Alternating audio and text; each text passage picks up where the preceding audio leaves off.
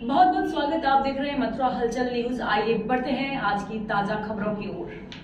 Allahabad high court ने मथुरा के बहुचर्चित अनंतम भूमि प्रकरण में एक बड़ा अंतरिम आदेश जारी किया है।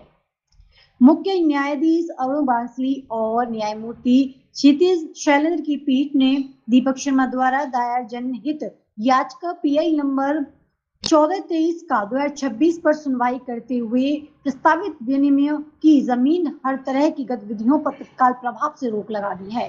अदालत ने सख्त रुख अपनाते हुए नोट किया कि जमीन की विनिमय तबादले का प्रस्ताव अभी राज्य सरकार को भेजा भी नहीं गया था, लेकिन उससे पहले ही नियमों को ताक पर रखकर प्रतिवादी संख्या 6 अनंतम हाईटेक प्राइवेट लिमिटेड को जमीन का कब्जा सौंप दिया गया। वहां प्लॉटिंग भी शुरू करा दी गई। हाईकोर्ट ने मथुरा वृंदावन विकास प्राधिकरण और नगर निगम को कड़े निर्देश दिए कि आगामी आदेश तक उक्त भूमि पर निजी कंपनी को द्वारा कोई भी निर्माण या अन्य गतिविधि न होने दी जाए। आपको बता दें कि यह जमीन वर्तमान में नगर निगम की संपत्ति है। अदालत ने इस मामले में निजी कंपनी को नोटिस जारी कर जवाब तलब किया है। मामले को अगली सुनवाई 24 सितंबर 2026 को होगी। याचिकाकर्ता दीपक शर्मा ने इस फैसले का स्वागत करते हुए इसे सार्वजनिक संपत्ति के संरक्षण और पारदर्शिता की जीत बताया है।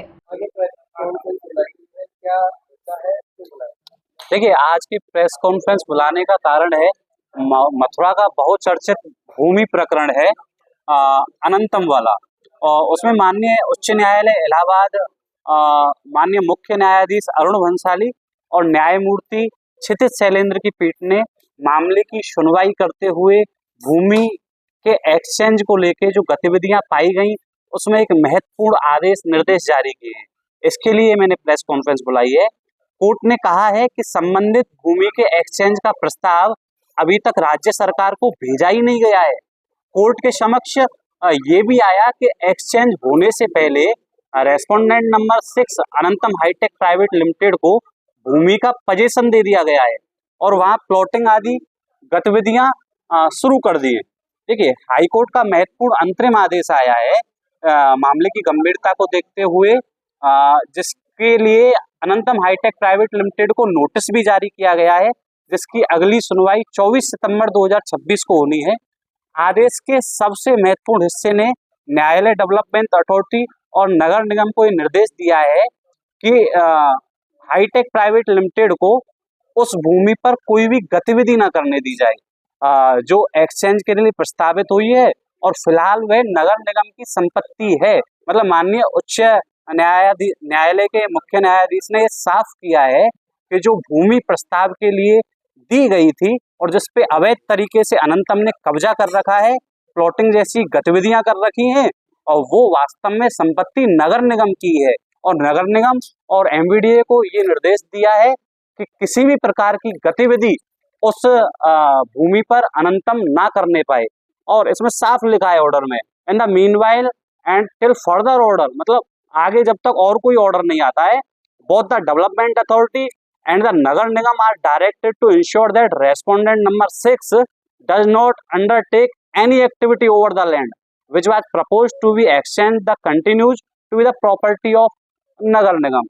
मतलब सीधा सीधा संदेश है सभी के लिए, बिना वैध प्रक्रिया के ये लोग जो भूमि के प्रस्ताव किसी निजी बिल्डर को फायदे देने के लिए बना देते हैं, तो उसको तो माननीय उच्च न्यायालय ने भी अब साफ कर दिया है, ये तरीका गलत है, रोक भी लगा दी गई है। मेरा केवल जो भी बिल्डर हैं जो ऐसी अवैध गतिविधियों बार बार करते हुए पाए जा रहे हैं उनके लिए संदेश है, I know you are the chairman of a big real estate company but you can not infringe upon the right of the public. देखिए, because someone fight of his justice, justice is alive.